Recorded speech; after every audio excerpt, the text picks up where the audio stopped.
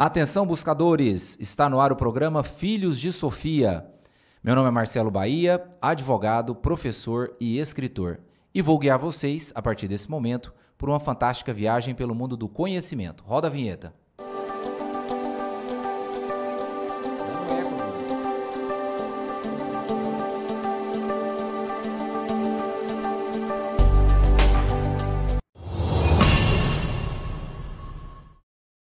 Sejam todos bem-vindos. Este programa Filhos de Sofia, ou Filhos da Sabedoria, é uma iniciativa para que você possa buscar conhecimento. É uma iniciativa para que possamos estimulá-lo a ter esse interesse pela busca do conhecimento, pois só o conhecimento pode te libertar de verdade, como diria o nosso querido filósofo Aristóteles. Livre não é quem está sem cadeias, livre é quem pode decidir verdadeiramente a sua vida.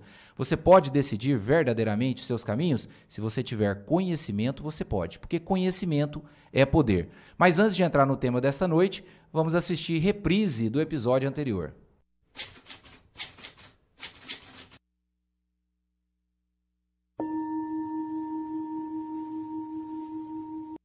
Em nosso episódio de número 17, utilizamos o termo grego fármacon, que se refere tanto a remédio como a veneno, para falar de pensamento científico, enfatizando a importância do processo de raciocínio lógico e pesquisa para o desenvolvimento humano. Entrevistamos o professor de medicina André Bach, doutor em ciências fisiológicas com enfoque em psicofarmacologia, que indicou o livro O Mundo Assombrado pelos Demônios, de Carl Sagan, que tenta defender o poder positivo e benéfico da ciência frente a um avanço assustador de explicações pseudocientíficas e místicas nos meios de comunicação. Encerramos com o poema O Portal, de Marcelo Bahia.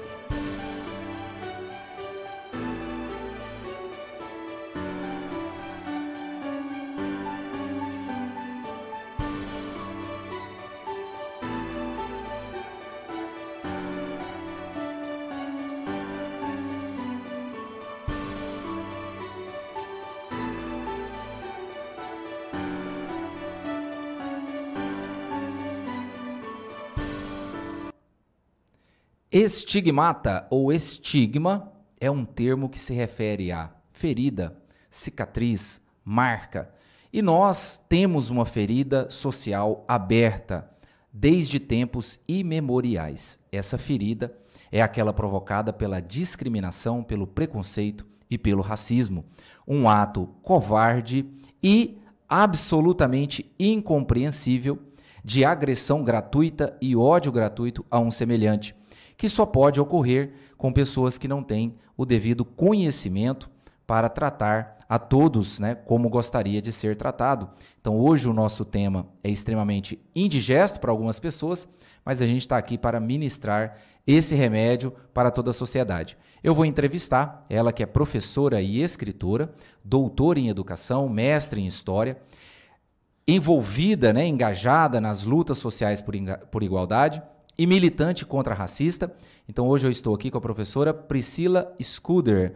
Professora, muito obrigado pela participação conosco aqui hoje. Obrigado por estar atendendo o nosso convite. E eu quero, inicialmente, né, com as boas-vindas, saber como foi que você escolheu se engajar nessa luta. Como foi que você, quando foi que você decidiu levantar essa bandeira e como foi que você chegou a isso? Boa noite, Marcelo. Boa noite a todos que nos assistem. Eu acho que eu não tenho escolha, né? Não tive escolha. Eu sou uma mulher negra, nascida na Baixada Fluminense, no Rio de Janeiro. Um local de muitos conflitos sociais, de muita desigualdade socio-racial. E lutar é minha única alternativa. Ou eu luto por aqueles que estão comigo aqui, que vieram antes e que virão depois de mim, ou, né? Ou eu vou ser massacrada. E também é uma tarefa, é um preceito, é uma obrigação. Sempre costumo, quando encontro com alguém, saudar os meus mais velhos, os meus iguais e os meus mais novos, pedir licença e a bênção. Então, eu, como mulher negra, os meus antepassados deixaram um exemplo de luta que eu preciso honrar. Eu tenho filhos, netas, sobrinhos, estudantes, e eu não posso permitir que essa desigualdade socio-racial tão grande e o racismo que aflora mundo, né, se espalha pelo mundo, continue sem que eu fique assistindo. Eu não tenho direito de ficar só assistindo. Muito bem. Quando a gente entrevistou aqui a juíza, né, a Maria das Graças, a juíza da Infância e Juventude, ela falou muito propriamente sobre a questão dos menores e sobre a omissão da comunidade, no sentido assim, é um vizinho que está ouvindo o pai agredir o filho, mas ele não quer se meter porque ele acredita que não é papel dele, né? Que seria do juiz ou do conselho tutelar. Então eles não se envolvem. Às vezes a própria família que percebe uma atitude abusiva dos pais e não se envolve porque acha que os pais têm o direito. Acredito eu, não sei, você vai dizer pra gente, mas acredito eu que com relação ao racismo se torna algo até mais difícil, né? Porque a agressão racista ela é até mesmo social, né? A gente tem uma tradição imperdoável, porém está aí permanente, de piadas, né? de termos pejorativos que vão sendo passados de pai para filho, sem que ninguém tome uma postura de dizer, pera lá, eu não posso passar isso adiante, porque isso vai, de alguma forma, contaminar, né? vai perpetuar esse estigma, porque vai contaminar essas novas gerações. Como que isso ocorre dentro desse âmbito aí, com relação às crianças, aos menores? É grande o número de crianças que já vêm com essa carga de casa ou não? Eles vão desenvolvendo esse tipo de atitude mais na adolescência, juventude? Você está falando da atitude racista? Racista dos menores, das crianças. Então, Marcelo, o racismo é um projeto político, né? Os autores negros e negras decoloniais, eles compreendem que sem o racismo não existiria o capitalismo. Sem a exploração da mão de obra africana, que foi sequestrada, torturada e transportada como mercadoria mundo afora, o capitalismo não sobreviveria. As piadinhas que você citou, nós chamamos de racismo recreativo.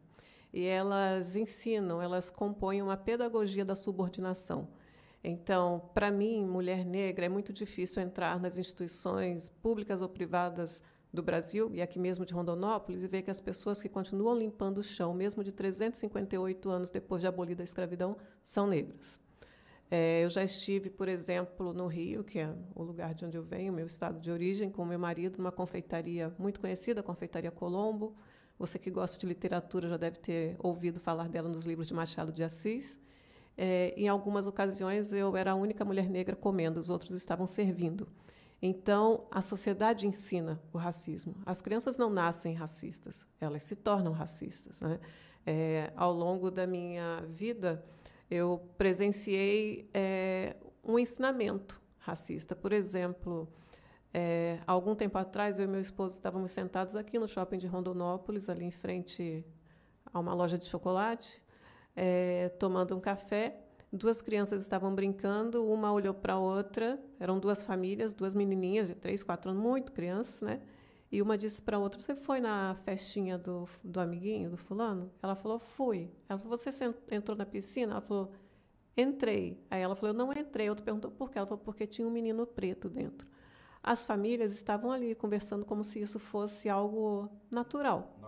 Natural. Então, o racismo é naturalizado, a subalternidade das pessoas negras e indígenas é naturalizada. Então, as crianças observam o mundo e veem que é normal você encontrar uma hierarquia das raças. Então, existe uma pedagogia. Quando você brinca, você está subordinando o outro, né? Nós vimos aqui recentemente uma socialite se pintar de preta e ir para uma festa, né? Ela chamando a fantasia de negra maluca, como se isso não fosse ofensivo, e uma outra pessoa branca vestida de Cleópatra, como se Cleópatra fosse branca e o Egito não fosse parte do continente africano. O racismo é fruto da ignorância, e é uma política que o filósofo camaronês Achille Mbembe chama de necropolítica, uma política de morte. A partir do racismo se extrai a força da população negra, que toca o agronegócio, que toca as empresas, que toca o serviço público, que limpa o chão, que limpa as ruas de Rondonópolis. Agora mesmo, eu estava aqui na frente do seu estúdio, aguardando, o caminhão da limpeza pública passou, os rapazes correndo atrás do caminhão eram negros. E as pessoas naturalizam isso, né? Como se fosse comum a presença negra nos serviços mais subalternizados da sociedade. A gente entrevistou aqui o professor Gabriel, né?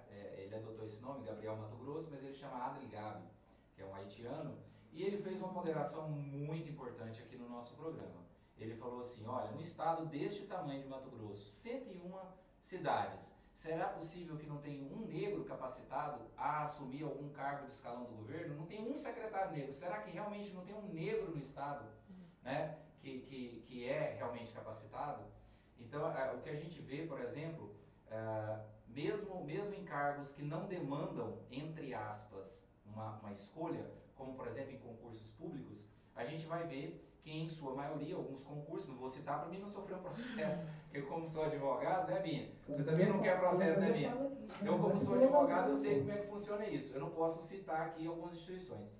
Mas dentro do próprio judiciário, se a gente for pegar os cargos de maior escalão, né, mesmo sendo concurso público, não tem muitos negros. E aí as pessoas falam, mas será que não tem capacidade? Não, é porque a gente tem uma determinada fase que seria uma última maneira das pessoas manifestarem o seu conhecimento, mas que ela é uma entrevista para que possa se escolher quem se quer dentro da carreira. Isso é uma coisa que é lamentável, não deveria acontecer dentro do próprio judiciário, mas acontece. Inclusive eu tenho um professor, nesse caso eu posso citar o nome dele, ele se chama Levi, ele é um promotor do estado de São Paulo, não é negro, tá? Ele não é negro, ele é branco. Então ele diz o seguinte, que ele já tinha prestado o concurso 3 vezes e sempre ele era reprovado nessa terceira fase, que é uma fase oral, né? E que serve, entre aspas, para oferir uma última vez o conhecimento. Mas a pessoa já passou por uma prova objetiva e uma subjetiva, provas extremamente difíceis, diga-se de passagem. Então ali ninguém está para demonstrar conhecimento. Claro que você vai auferir se aquela pessoa tem uma dicção, se ela tem uma postura, nada que ela não possa depois fazer um curso e aprender, se for o caso. Mas de toda forma, ainda permanece essa terceira fase. E ele disse, olha, eu bombei 3 vezes. Na última vez eu já não tinha mais esperança, ele é de uma família muito pobre, passou fome em São Paulo, talvez fosse essa identificação que tenha atrapalhado ele, né? Isso eu estou falando da visão dele, tá, gente? Quem está assistindo aí, a visão do professor Levi, de acordo com o que ele colocou pra gente em sala de aula. E aí ele disse que quando ele fez-se uma pergunta para ele e ele foi responder e meio que nervoso, né? A gente fala em inglês, se embananou, e aí o colega que estava tomando a prova dele falou assim, eu não quero saber a sua história de vida, quero só que você responda a questão. Foi extremamente grosseiro com ele. E aí ele pensou assim, já fui reprovado, já é a terceira vez, estou reprovado pela terceira vez. Ele falou, eu não vou falar minha história de vida para o senhor não tem gabarito para entender minha história de vida. Só pela maneira como o senhor foi agressivo comigo e ignorante, eu sei que o senhor não tem condição de saber minha história de vida. Só que, para a sorte dele, quando ele se posicionou, ele não foi deselegante, né? Ele, muito pelo contrário, ele se defendeu de uma agressão gratuita. Quando ele se posicionou, um outro promotor falou assim, agora eu quero saber a sua história de vida. E a terceira fase do concurso dele, professora, foi só isso. Ele contou a história de vida dele, como a família dele se reuniu e passaram até fome para pagar os estudos dele no estado de São Paulo, como ele em São Paulo passou também fome, e como ele já estava há 5 anos estudando, e aquele era o último concurso que ele ia fazer, porque ele tinha que voltar para casa para ajudar a família, porque ele não achava justo ficar esse tempo todo em São Paulo, onerando a família. E ele passou no concurso. Ele passou no concurso. Essa foi a terceira fase dele, tá? Então essa experiência ele conta em sala de aula, não é segredo para ninguém, então eu posso falar. Então a terceira fase foi nada mais nada menos do que oferir quem é essa pessoa que está entrando nesse cargo. Quem é essa pessoa? Então, infelizmente, muitas pessoas, obviamente, são barradas nessa terceira fase, porque é uma fase do, entre aspas, quem indica. Não tem ninguém indicando porque é um concurso, mas tem alguém selecionando. E essa pessoa que está selecionando está colocando pessoas de acordo com o seu, entre aspas, bel prazer. Então a gente vê que, infelizmente, tem muito isso. E a gente, eu acredito que muitas vezes nós, né, eu não vou me colocar como uma pessoa branca, né, obviamente não. Essa cor da minha pele aqui, eu tenho uma ascendência indígena, né, minha bisavó, tataravó em Goiás, inclusive foi pega no laço, essa é a história da família. Ela foi pega no laço para casar. Então laçaram ela no meio do mato, lá em Goiás, e colocaram ela na família. Foi assim que começou a nossa história e é por isso que eu tenho esses olhos meio puxados. Então, eu não sou muito branco, posso falar como se eu fosse uma pessoa branca, mas também não sei o que é sofrer esse preconceito, obviamente, né, dos negros. Mas o que eu posso dizer é que muitas vezes, até para não ser, de repente, contestador e muitas vezes criar algumas situações, a gente ouve algumas coisas e fica calado. E eu acredito que isso é um reforço, né, que as pessoas que são ostensivamente racistas precisam para continuar a ser. Porque se a gente não fala nada quando ouve o racismo recreativo, como a senhora colocou, a gente acaba impulsionando, né?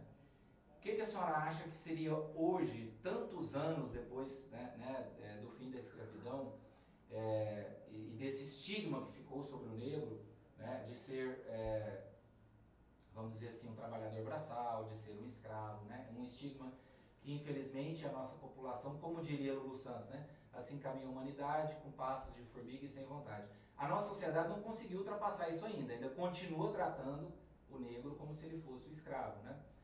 O que a senhora acha que é o que mais pesa para que a gente tenha tanta dificuldade de progredir, de avançar e virar essa página da nossa história, essa página, digamos assim, de passagem lamentável, né, triste da nossa história, que foi a escravização do povo negro? O que é que mais pesa? Por que o ser humano não consegue virar essa página? É difícil, né? É tanta coisa, Só né? é muita coisa. Muita coisa para pouco tempo, mas veja bem, a abolição foi oficialmente, a escravidão foi oficialmente abolida. Nós não somos um país colonial, né? Não somos propriedade de nenhuma metrópole, mas isso não significa que vivemos longe de uma herança colonialista. Então, o colonialismo acabou, né, oficialmente, mas nós temos uma herança colonial que está presente na forma como o poder se estrutura, como o saber se estrutura e como o ser se estrutura. Então, apesar de não sermos mais colônia, nós temos, por exemplo, um Congresso absolutamente branco e masculino, um judiciário branco e masculino, instituições de ensino superior, em sua maioria branca e masculina, e que reproduzem as injustiças e as desigualdades socio-raciais também. Nós temos um saber na sociedade que é eurocêntrico, que continua apagando os saberes produzidos em outros continentes. Então, eu sempre pergunto para os meus estudantes, nas aulas de sociologia e de filosofia, se eles não acham muito estranho que a medicina, a história, a filosofia e a química, tudo tenha nascido em Grécia. Será que em Grécia e Roma tinha uma água benta, que todo mundo bebeu ali, tudo nasceu ali? Não havia filosofia na África, na América, ninguém mais pensava. As construções das pirâmides, que não existem apenas no Egito, mas várias civilizações da África, elas foram construídas sem saber matemático. Por que é mais simples para algumas pessoas imaginarem que os astronautas, né, construíram as pirâmides do que pessoas negras? Né? As pessoas já devem ter lido, eram os deuses astronautas, ou mesmo as suposições que circulam pelas grandes construções na América Latina, né? Por que pessoas não brancas não podem ter produzido? A África é o velho continente, né? Qualquer fóssil que tenha sido descoberto, o mais antigo, foi localizado na África. Então, pedra lascada, pedra polida, início da escrita, da medicina, da matemática, está em África, só que a história da África foi interrompida pela violência colonial. E as pessoas foram transformadas em mercadoria e circularam globalmente. Talvez a primeira mercadoria global tenha sido o tráfico de pessoas humanas. E, olhe, nós não somos descendentes de escravos. Não havia escravos em África. Havia pessoas, homens, mulheres e crianças escravizadas. Precisamos descolonizar a linguagem também. Eu não sou descendente de escravos, sou descendente de pessoas que foram escravizadas pela empresa colonial branca europeia que queria extrair lucro. Por que o racismo persiste? Porque é uma mentalidade colonial, escravocrata, né? Que subalterniza as pessoas. E é muito confortável subalternizar as pessoas, porque aí eu normalizo as desigualdades. Então, eu penso que uma pessoa negra, olha, muitas vezes eu saí da minha casa em direção ao centro de Rondonópolis, passei ali por aquela rotatória no Village, E tinha não sei se ainda tem uma cerealista ali do lado, e tinha um senhor negro que saía depois de um dia inteiro de trabalho carregando o saco, né? E ele era negro com a pele retinta e saía coberto de farinha, de branco. E quantas vezes eu vi carros com jovens que iam entrar no Village ali praticando racismo recreativo, subalternizando a pessoa que caminhava a pé com destino à sua casa, algum lugar de descanso. Não entendi, Binha. Você já presenciou? Sei lá também, viu? Nesse mesmo local? Eu já tive que ensinar uns aluninhos meus lá, que eu dava aula de basquete lá, cara, realmente é difícil lá. Pois é, esse tipo de prática. Na universidade, a UFR nasceu tão recentemente, e a Educafro, né, que é a instituição presidida pelo Frei Davi, já entrou com 10 casos de denúncias de estudantes que fraudam as cotas raciais. Todos na medicina. A UFMT tem mais de 130. Os casos de fraude nas cotas raciais por pessoas brancas, não pobres, é grande e conhecido. Pessoas que depois vão atuar na área de saúde e praticar o racismo, que elas continuam praticando. Então, o racismo é confortável para manter a satisfação psicológica de gente branca, que só se sente realizada discriminando e diminuindo as outras pessoas. Né? É quase um... O racismo é um problema de saúde pública, porque adoece e contagia. Vocês imaginam como é para uma pessoa negra sobreviver num mundo que diz que ela não é humana, que a tenta animalizar o tempo inteiro, que diminui sua estética, sua cultura, que trata a sua religião como seita, como misticismo, que invade os templos e quebra, que transforma entidades em demônios. Então, é o tempo todo a sua cultura, a sua história, a sua língua, o seu modo de estar no mundo, de ser no mundo, questionado. Né? Então, isso traz satisfação para algumas pessoas. Né? Pessoas que provavelmente extraem lucro dos corpos negros, pagando mal as pessoas que trabalham nas suas casas, que limpam a casa, que formam a cama que elas dormem, que lavam o copo que elas bebem, que limpam o banheiro que elas sujam e que elas não têm constrangimento de deixar para outras pessoas limparem. Né? Sujam, as pessoas negras ainda oferecem conforto na vida para as pessoas brancas e não recebem nenhum reconhecimento por isso e nem pagam seu salário de maneira decente. Pagar um trabalhador com valor abaixo do que ele merece, que é correspondente ao seu trabalho, é roubo. É mais-valia. Né? Do corpo de pessoas negras africanas não foi extraído apenas mais-valia, foi total valia. Era remuneração nenhuma. Imagina o lucro que isso traz. 100% de lucro. 100% de lucro. E lembrando que uma pessoa escravizada, um homem jovem, tinha no máximo, nas minas, por exemplo, né, de 7 a 10 anos de vida. Então, imagina a exaustão que essas pessoas eram levadas. Né? Fora nas casas, no trabalho doméstico, né? E sob tortura, desterritorializados, proibidos de praticar, de carregar seus nomes, sua ancestralidade. Eu, quando era estudante no ensino médio e fundamental, eu sempre gostei de história, mas eu tinha vergonha das aulas de história porque o negro era tratado como dócil e manso para a escravidão. O indígena como insubmisso e rebelde. Duas mentiras. Né? Primeiro, que o indígena foi escravizado antes. Né? O próprio Ailton Krenak, né, o pensador indígena, ele diz que os indígenas vivem numa guerra constante. A gente viu agora, durante a pandemia, como foram tratados, e a população negra também. Nem o indígena fugiu bravamente, sem ser perseguido, e nem o negro se domesticou. Senão, nós não teríamos os quilombos, senão não estaria aqui. Eu estou aqui. E, como diz a Conceição Evaristo, eles combinaram de nos matar, mas nós combinamos de não morrer. Eu estou aqui graças à luta de uma ancestralidade que me legou um passado de honra. O colonialismo não venceu. A África não é um pedacinho da Europa. A África se manteve como continente, preservou-se a língua, a tradição oral trouxe as religiões, nós falamos tantas palavras, e mesmo o Iorubá, que ainda é praticado, as curas, né? Não é feitiçaria, não é coisa do mal, é cura, é medicina, é remédio, é acolhimento, é família extensiva. Imagina uma mulher negra, pobre, na periferia do Rio de Janeiro, por exemplo, sair de casa cedo, 3 da manhã, para trabalhar, para limpar chão na casa de gente branca na zona sul do Rio. E as crianças, com quem ficam? Se não fosse o conhecimento construído nos terreiros de candomblé, de família extensiva, que ensinam que toda criança é responsabilidade dos outros, de quem mora ao redor, como é que essas crianças sobreviveriam? Se elas já vivem sob violência policial, se elas já vivem aprisionadas no socioeducativo, por exemplo, onde eu trabalhei, imagina se não houvesse essa fraternidade entre nós, se a gente não conhecesse e entendesse a importância do conceito de Ubuntu, que significa eu sou porque você é, eu só sou porque você é. Se eu não compreendesse o meu papel como professora dentro da universidade, de combater o racismo e de trazer outros junto comigo.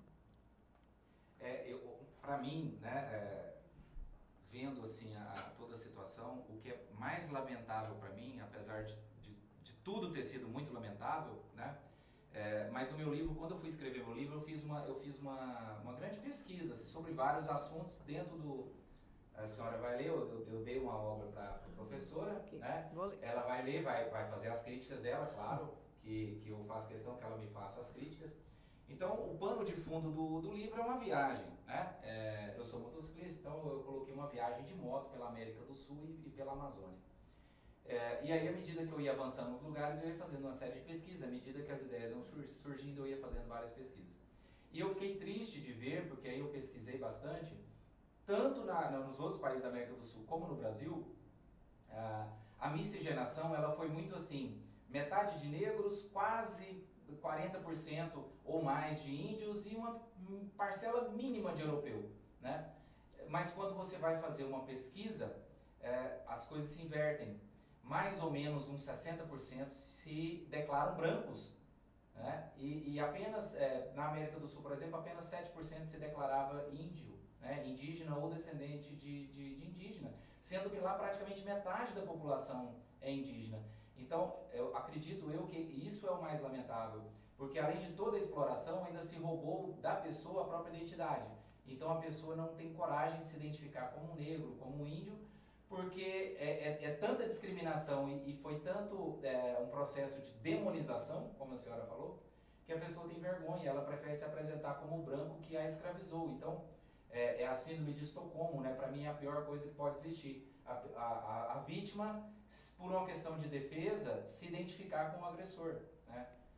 E eu acho que isso é um movimento que precisa ser realmente desconstruído, né? E a senhora falou uma outra palavra, e eu acho que é a mesma palavra que o Túlio usou, né, Binha? O Túlio falou pra gente que precisa ser decolonizado.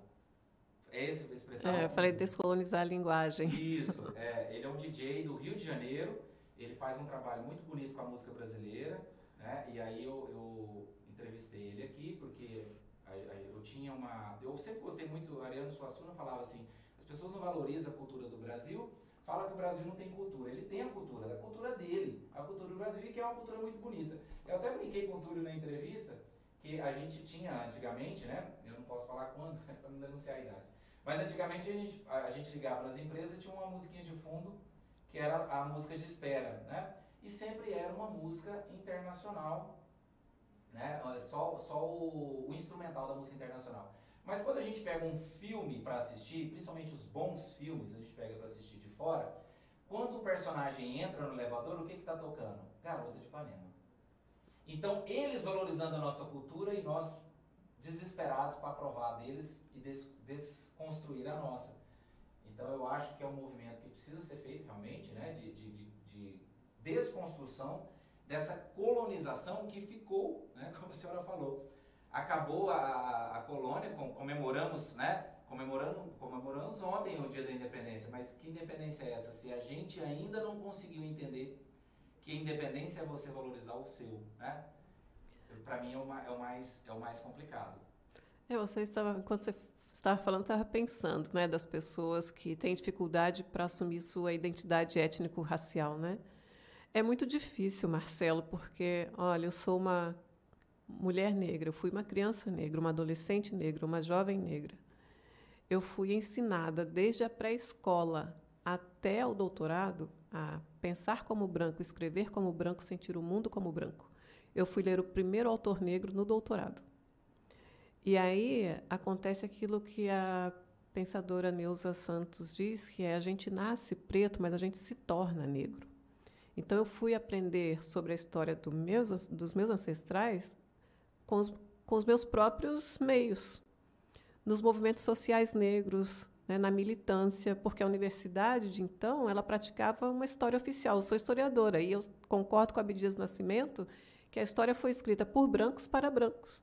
Então, a sociedade nos ensina a pensar e agir, escrever, estar no mundo como branco, e depois imagina que nós vamos nos desconstruir de uma hora para outra. Então, eu entendo que é uma dificuldade, porque para mim foi. Para mim foi difícil.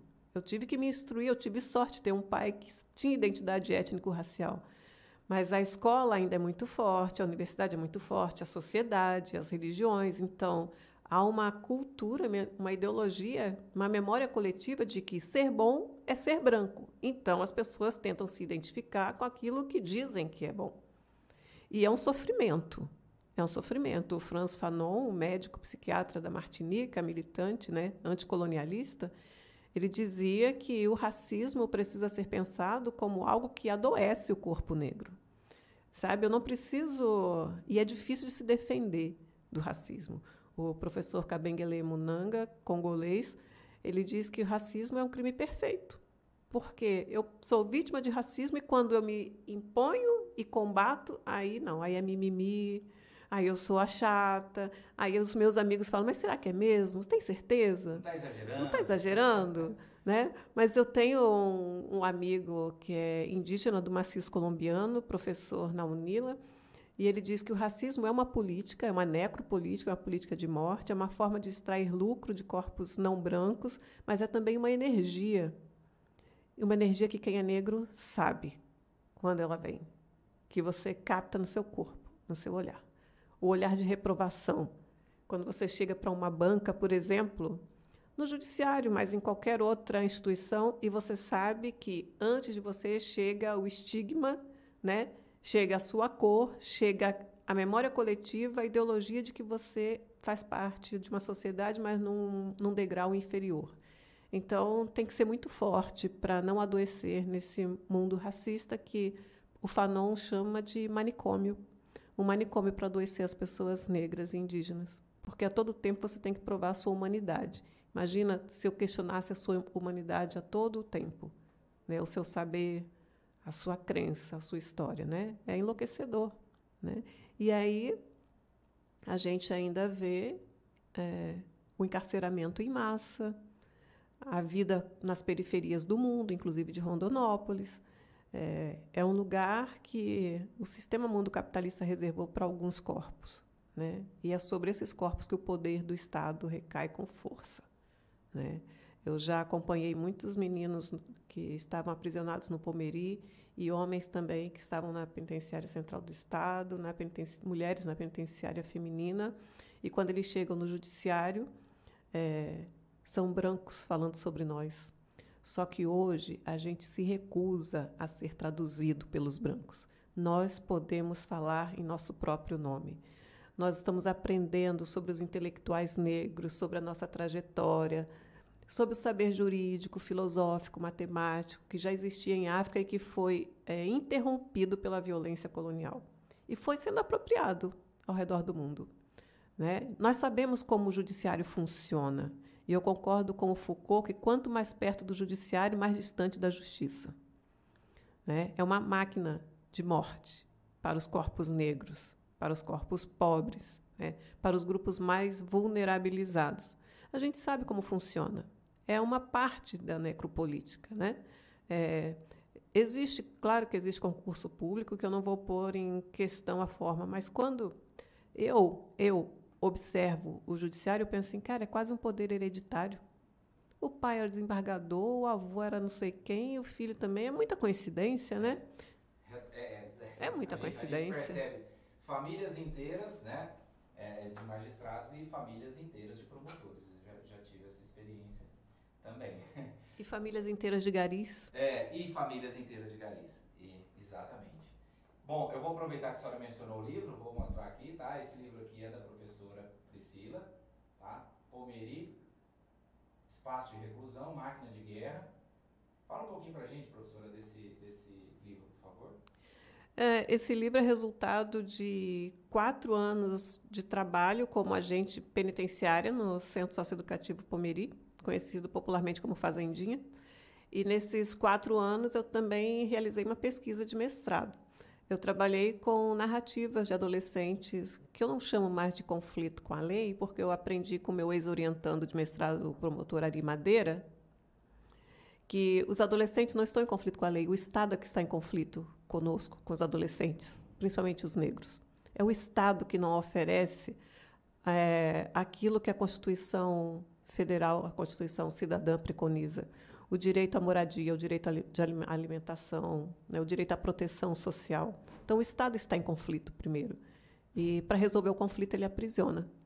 Então, eu sempre fui da educação, desde que me conheço por gente, desde 18 anos, trabalhei na educação, mas teve um momento da minha vida que eu resolvi fazer um concurso para agente penitenciária e escolhi trabalhar no Pomeri, durante a entrevista. Escolhi trabalhar no Pomeri e, quando eu pisei no Pomeri, no primeiro dia, a minha sensação foi de ser mandada para um navio negreiro. Eu deixei de ser agente penitenciário, saí da prisão, mas a prisão nunca mais saiu de mim. Eu escrevo para poder sobreviver a toda a violência que eu testemunhei, violência praticada pelo Estado. Aquilo é... Eu não tenho... É uma máquina de morte. É uma máquina de morte. Eu testemunhei muita coisa. Eu adoeci, eu tive cisto nos olhos, eu tenho dificuldade para viver com as memórias que eu carrego. Todos os adolescentes que eu entrevistei na minha dissertação estão mortos. 12, 14, 16 anos, por todo tipo de violência. Posso contar uma experiência de um dia para você? Porque é muito marcante. Em um dos dias que eu estava cumprindo o plantão no Pomeri, faltou água às 7 da manhã. Eram celas com pouca ventilação, muito úmidas, com vazamento. É um lugar feio, deprimente, né? E faltou água, e Cuiabá é muito quente, né? Mato Grosso é muito quente. E os meninos começaram a pedir água. Aí eu estava passando pela ala e um menino gritou e falou: professora, como eu sou professora, eu já estou tão acostumada a chamar de professora, que eu olhei. E aí ele falou: a senhora não deu aula uma vez numa escola tal e tal? Eu falei: dei. A senhora não usava uns turbantes, não sei o quê? Eu falei: sim, sou eu mesma. Aí ele falou: eu fui seu aluno. Eu já tive aluno preso e aluno policial. E aí ele falou: nós estamos com muito sede, a senhora pode pegar uma garrafa de água? E eu não acho que é vergonhoso nem humilhante oferecer água para ninguém, né? Meu pai era pastor batista. E eu lembro dele falando, lendo a Bíblia para a gente, dizendo: estive preso e foste me visitar, né? Entre outras coisas. Eu não acho que é vergonhoso nem humilhante. Então, ele me deu uma garrafa PET e eu fui buscar água no bebedouro dos agentes. Claro, um menino foi, todos queriam água também, todo mundo com sede. Eu passei 12 horas de plantão indo e vindo, levando água. Quando deu 19 horas, o chefe de disciplina saiu, foi embora, acabou o plantão dele. E nós perguntamos como é que ia ser, porque a noite ia ser difícil sem água, né? Já estava muito difícil, 12 horas sem água. Aí ele assinou um bilhetinho lá, autorizando uma empresa a abastecer a caixa d'água da unidade. A empresa veio, né? E, quando chegou, a primeira coisa que eles queriam saber era qual era a forma de pagamento. Nós tínhamos apenas o bilhetinho dizendo que estava autorizado. A empresa virou as costas e foi embora sem abastecer. E aí os meninos começaram a bater os pés nas grades, né, que eles chamavam de bater bigorna, né? E era um barulho ensurdecedor. Eram mais de 270 meninos batendo as portas e tal. A solução foi chamar os policiais encapuzados, que entraram com 12 nas costas, com cacetete, com bala de borracha, né, supostamente não letal. E, no momento que eles entraram, eu estava com um adolescente que eu entrevistei, que está morto também, na enfermaria. Quando eu saí da enfermaria, abri o portão que dava acesso à ala, os meninos estavam nus, deitados no chão, policiais pisando por cima deles, alguns dando tiro com bala de borracha na parede, a pólvora voltava, teve adolescente que teve o olho atingido, outro corpo queimado. E eu algemei o menino que estava comigo no meu braço e falei: não corre, senão você vai apanhar. Não corre. E era um menino muito maior que eu. Ele foi o único menino que não apanhou. violência sexual, cacetete no ânus, tudo isso era assim coisas comuns. E aí a sociedade e o Estado têm o discurso de que é um lugar de ressocialização. O Foucault dizia: como ressocializar alguém isolando da sociedade? Como reeducar quem nunca foi educado? Como você faz isso? Como é que você pega uma criança? Criança, eu sou mãe, tenho um filho de 30, uma filha de 31, tenho uma neta de 4, outra de 2 meses. Como é que eu ensino uma criança a viver em sociedade isolando a sociedade? Como é que eu ensino a respeitar o meu direito se o dela é desrespeitado o tempo inteiro por aqueles que deveriam garantir o bem-estar, a segurança? E o nome é Centro Socioeducativo. É uma hipocrisia. Por isso que eu chamo de máquina de guerra. É uma hipocrisia. E aqueles corpos aprisionados têm cor. A prisão tem cor. A periferia tem cor. A escola pública tem cor. O hospital público tem cor. A pobreza no Brasil tem cor. Assim, depois de 9 anos no sistema da segurança pública, eu não tenho mais condições de dourar a pílula, sabe? De fazer de conta que eu não vejo o que eu vejo. De me enganar com os discursos. Não tenho mais, porque eu vi coisas que marcaram a minha vida, que me mudaram e que me ensinaram. Hoje, Marcelo, se eu sou mestre em história, é porque aqueles adolescentes tiveram a generosidade de compartilhar seus sofrimentos e desgraças comigo. Se eu sou doutor, é porque homens aprisionados na Penitenciária Central do Estado, no Carumbé, compartilharam suas histórias comigo. Eu fui agente penitenciária, mas quando terminava o plantão e fechava a porta da ala, tinha um mundo que eu não acessava, que ninguém acessa, nem a polícia, nem a juíza, nem promotor, nem defensor, porque depois que a ala fecha, tem um mundo que é dos presos, que o Estado não tem controle e que a gente só tem notícias deles, só sabe se eles compartilharem conosco. Eu sei pela narrativa do outro. Né? Eles me deram um título de doutor, eles ficaram presos, morreram. A maioria morreu.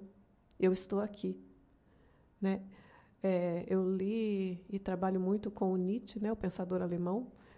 A obra dele, Escritos sobre Direitos, é fundamental para mim.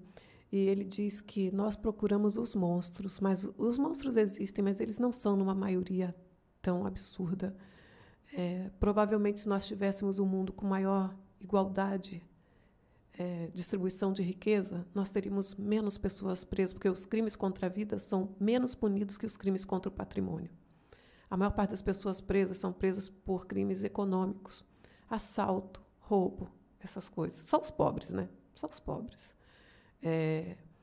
Então, nós poderíamos ter uma sociedade com menos desigualdade socio-racial. Mas é como Foucault fala, né? O direito, eu sou matriculada no curso de Direito da Unemate. O direito gere os ilegalismos. Diz quem pode cometer certas práticas e quem não pode. Então, se um menino negro, pobre, na periferia, fumar um baseado, provavelmente ele vai ser preso. Agora, se ele for de uma família muito abastada, ele pode até, quem sabe, se ele for um senador, traficar 500 toneladas num helicóptero, não vai acontecer nada. Né? Infelizmente, a gente ri para não chorar, né? Recentemente a gente teve o dia do advogado, dia 11 de agosto a gente comemora o dia do advogado, e um colega compartilhou uma frase, eu não lembro agora quem é o pensador, mas ele fala assim, é um jargão jurídico, é bem conhecido no nosso meio. Ele diz o seguinte: luta pelo direito, mas se o direito confrontar a justiça, lute pela justiça. E infelizmente a gente vê isso é algo que a gente estuda, né, na faculdade, e que depois que a gente estuda, a maioria das pessoas dobra, enfia na última gaveta e faz aquilo que a gente chama no direito de embargos de gaveta. Ou seja, eu sopro lá dentro da gaveta, ninguém vai mexer naquilo, aquilo fica ali, né? Então faço um embargo de gaveta. Que é exatamente a maneira como a lei é produzida, né? A gente tem como maior expoente a Escola de Chicago, que a gente cita muito, porque nessa época em Chicago foram feitos muitos estudos sociológicos. E ficou comprovado por A mais B que a lei ela é toda direcionada para punir os mais pobres, né? pelo tipo de crime que eles estão mais propensos a cometer, como a senhora falou, geralmente é por causa da fome, por causa do problema financeiro, então furto, roubo, assalto. E os crimes que mais lesam, que são os crimes de corrupção, a gente vê aí como funciona no Brasil. Né? Pessoas que roubam milhões, né, e não sofrem nenhuma punição. Já o outro, porque furtou ali, às vezes, um alimento, né, ele é enforcado e morto num grande mercado e aquilo fica por isso mesmo. Né? Por quê? Porque o nosso direito, ao contrário do que dizem e ao contrário do que o Brasil alega adotar, o nosso direito ele é um direito não do fato, ele é um direito da pessoa. Que a gente diz quando o direito é direcionado para punir não o fato criminoso, mas a pessoa.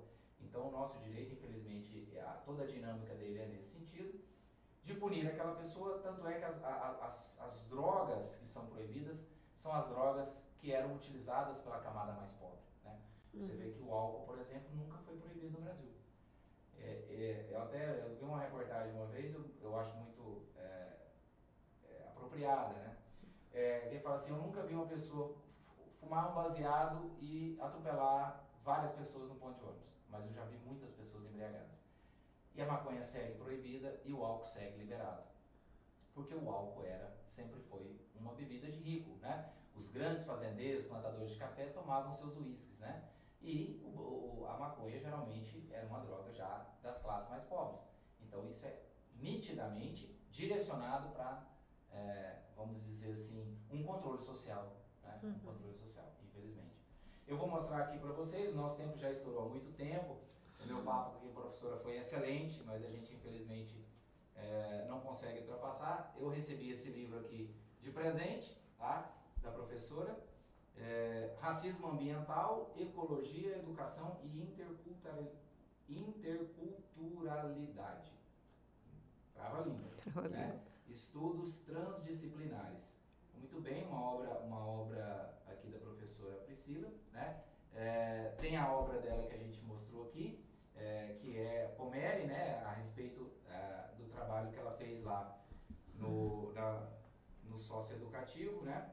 O que era para ser a ressocialização. Binha, mostra só na tela aí, por favor, a indicação literária da professora. Nosso tempo já está estourado, mas a gente vai mostrar aí a indicação que ela trouxe. A gente sempre traz uma indicação. É o livro que o nosso entrevistado quer que você leia, caro espectador. Então, a nossa intenção aqui é incentivar a leitura e hoje o incentivo que nós te damos é para ler essa obra aí, Os Condenados da Terra. Fala sobre o que, professora, esse livro? Fala sobre a diferença entre o mundo do colonizador e o mundo do colonizado. Ótimo. Está bem apropriado. Está bem apropriado para o nosso tema, Os Condenados da Terra. Tá. Não tem tempo para mais nada, né? Mas você pode fechar, pode. Posso fechar? Não, eu só quero deixar uma mensagem positiva e de força, principalmente para a população negra e indígena. Apesar do racismo vigorar no mundo, nós temos tido muitas conquistas, né? Falando assim, só do nosso lugar aqui de Rondonópolis, da Universidade Federal de Rondonópolis, nós criamos o NEABI, o Núcleo de Estudos Afro-Brasileiros e Indígenas, regulamentamos, propusemos e foi aprovado pela universidade uma resolução de funcionamento das comissões de heteroidentificação que combate as fraudes. Nós temos uma reitora comprometida conosco e consigo mesma de transformar a UFR em referência como instituição antirracista para o Brasil e para o mundo. O NEABI está lutando, e eu vou contar com a audiência do seu programa. Vamos lá. Vou contar. Novamente dizer que nós, estudantes e professores negros indígenas da UFR, estamos lutando para a criação de uma pró-reitoria de ação afirmativa na UFR, e aí estou fazendo meu apelo para a reitora e para o Conselho Superior da Universidade para nos apoiar nessa criação, porque negros e indígenas, nós não somos minorias, nós somos maioria absoluta da população. Nós não somos minorias nem vulneráveis, nós somos vulnerabilizados. Nós não somos pobres, nós somos empobrecidos, porque há uma prática para que isso aconteça. Então, estudantes da UFR, professores que estão nos assistindo, eu sei que seu programa tem muita audiência, nos apoiem na criação da Pró-Reitoria de Ações Afirmativas. Muito obrigada, Marcelo. É isso aí, eu acho de fundamental importância e mais do que tudo isso que a gente já falou, né, eu quero conclamar as outras pessoas, porque esse é um programa que, como eu disse, visa libertar as pessoas pelo conhecimento, né? Visa libertar as pessoas. As pessoas não têm esse tipo de prática se elas tiverem conhecimento. Não estou dizendo pessoas intelectuais, que são estudadas, estou dizendo conhecimento. E o conhecimento ele é diferente de você simplesmente ler livros, né? Ler livros são importantes, a gente está aqui para isso, estimular a leitura. Mas para que essa leitura surta efeito, eu preciso digerir essa leitura, né? Eu preciso refletir sobre o que está sendo falado. Não adianta só eu ler um livro de capa a capa e pegar o próximo. Aquilo tem que mexer comigo. Recentemente eu li um livro, inclusive eu fiz um vídeo curto, que foi um quadro novo que eu criei aqui no programa só por causa desse livro. Barões e Escravos do Café, a história do Vale do Paraíba. Então eu fiz aqui também sobre esse livro, que eu achei fantástico. Ele conta toda a história da escravidão, a luta, os abusos que foram feitos. E principalmente o que me chamou muita atenção é que haviam principalmente filhos e netos dos primeiros barões, né? Pessoas que foram estudar na Europa, pessoas que tinham de repente uma cabeça um pouco mais aberta e que percebiam que aquele tratamento era completamente desumano, degradante, mas eles não tiveram coragem de enfrentar a luta, porque eles iriam se indispor com seus vizinhos, com seus primos, com seus tios, com seus colegas.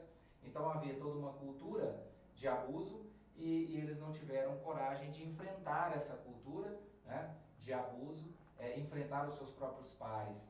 E eu acredito que aquelas pessoas, né, que realmente têm um compromisso com o conhecimento, que têm um compromisso com o crescimento, tanto pessoal como social, que a gente está aqui para isso, né? A gente está aqui para crescer como pessoas e ajudar que a comunidade toda cresça.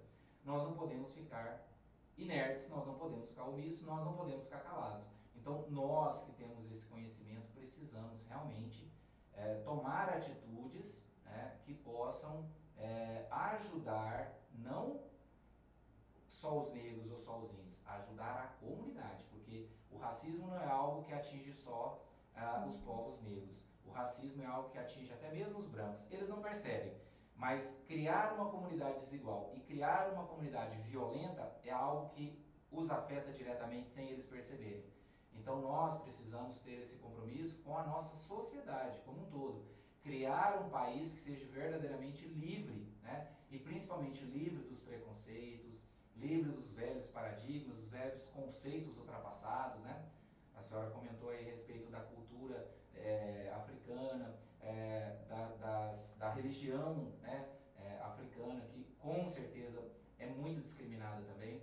Então nós precisamos sim lutar e defender com unhas e dentes, né, o direito de todos de ter um país efetivamente igual, livre, né, e que nós sejamos fraternos, que nós sejamos realmente irmãos. Então esse é o convite, a convocação que eu faço para todos aqueles que assistem ao nosso programa, que são pessoas que gostam de leitura, que gostam de estudo, que gostam de estar crescendo e evoluindo.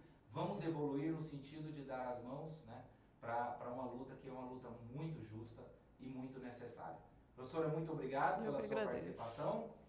Muito obrigado, Binha, aí pela ajuda, né, pelo sofrimento aí que a gente teve aí com o sistema e com os nossos programas no início do episódio. E nós vamos finalizar com um poema que ele é muito apropriado ao nosso tema de hoje, tá? Que é da Vitória Cruz, eu acho. Vitória Cruz, né? E a gente se vê na próxima semana. Muito obrigado a todos aí, uma excelente noite.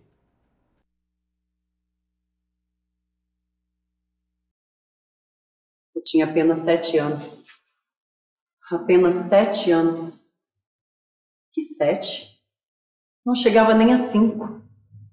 De repente, umas vozes na rua me gritaram negra. Negra, negra, negra.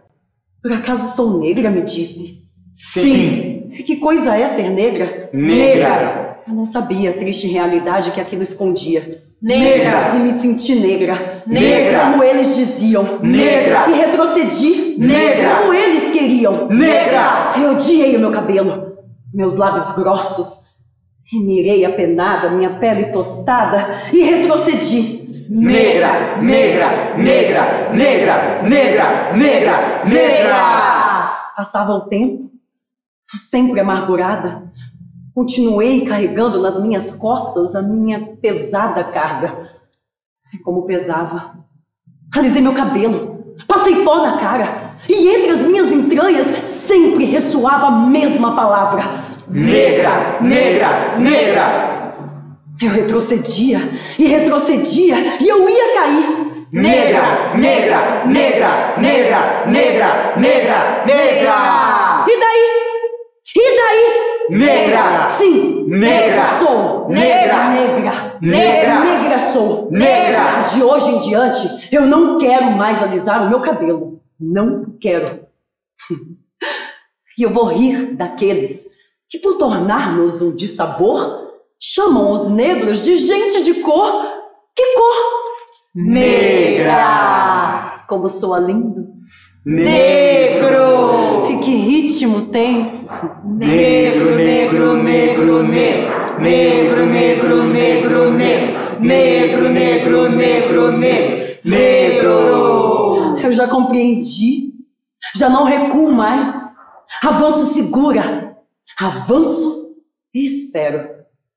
E bendigo aos céus, que quis Deus que negro retinto fosse a minha cor. Eu já compreendi. Eu já tenho a chave. Negro, negro, negro, negro. Negro, negro, negro, negro. Negro, negro, negro, negro. Negro. Negra sou.